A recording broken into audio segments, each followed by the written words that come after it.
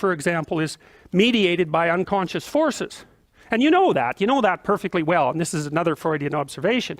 You know, if you're sitting down to study, for example, your conscious intent is to study, but you know perfectly well that all sorts of distraction fantasies are going to enter the theater of your imagination non-stop and annoyingly, and there isn't really a lot you can do about that except maybe wait it out. You know, so you'll be sitting there reading and your attention will flicker away. You'll think about, I don't know, maybe you want to watch Jane the Virgin on Netflix or something like that, or maybe it's time to have a peanut butter sandwich, or you should get the dust bunnies out from underneath the bed, or it's time to go outside and have a cigarette, or maybe it's time for a cup of coffee, or it's like all these subsystems in you that would like something aren't very happy just to sit there while you read this thing that you're actually bored by, and so they pop up and try to take control of your perceptions and your actions non-stop. Maybe you think, well, this is a stupid course anyways, why do I have to read this damn paper, and what am I doing in university, and what's the point of life? It's like you can really get going if you're trying to avoid doing your homework, and then you might think, well, what is it in you that's trying to avoid? Because after all, you took the damn course and you told yourself to sit down. Why don't you listen? Well, because you're a mess. That's basically why. You haven't got control over yourself at all. And no more than I have control over this laptop. Okay, so there's the memory function of the unconscious, and there's the dissolutive function. That's an interesting one. The unconscious contains habits, once voluntary, now automatized, and dissociated elements of the personality, which may lead a parasitic existence. That's an interesting one. I would relate that more to procedural memory. You know, so what you've done is practice certain habits, whatever they might be. Let's call them bad habits. And you like those things to get under control, but you can't. So maybe when you're speaking, for example, you use like and you know, and you say a lot. And you've practiced that, so you're really good at it. And you'd like to stop it, but you don't get to, because you've built that little machine right into your being, right? It's neurologically wired, and it's not under conscious control. And anything you practice becomes that. It becomes part of you, and that's another element of the unconscious, a different part.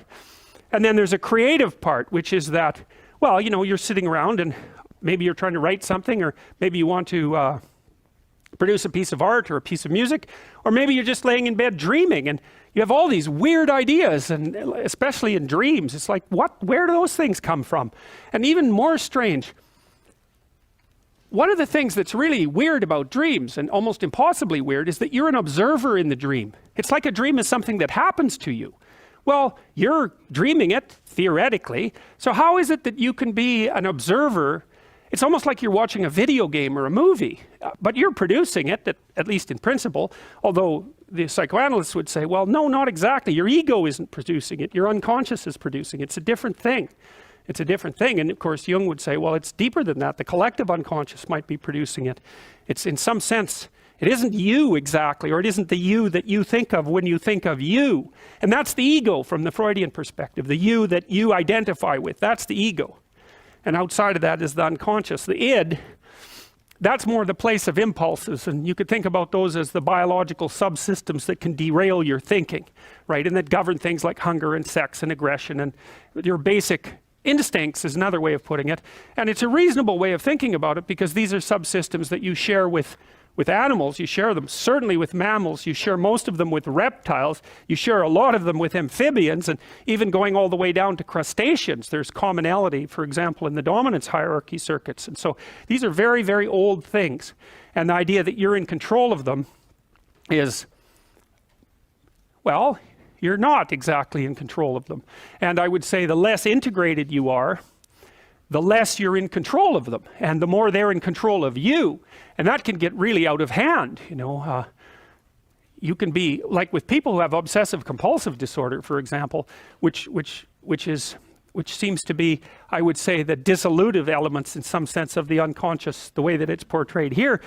Poor people with obsessive compulsive disorder, they can spend half their time doing things that they can't really control, and they have very strong impulses to do them, and it's very hard on them to block them. You know, they'll almost panic if those things are blocked. And then you have people with Tourette's syndrome, you know, that they'll be doing all sorts of weird dances and spouting off obscenities, and and imitating people without being able to control it, and sometimes a little bit of antipsychotic medication can dampen that down, but it's as if there are these autonomous semi-spirits inside of them that grip control over their behavior and make them do things. And you know, you find that to some degree in your own life, because maybe you've become very attracted to someone, even maybe you don't want to be attracted to the person, and then you find yourself, you know, texting them when you know perfectly well that you should be going to bed, and you know, you're in a grip of something, and you can't control it, and that's all part of the unconscious and all part of what Freud was studying.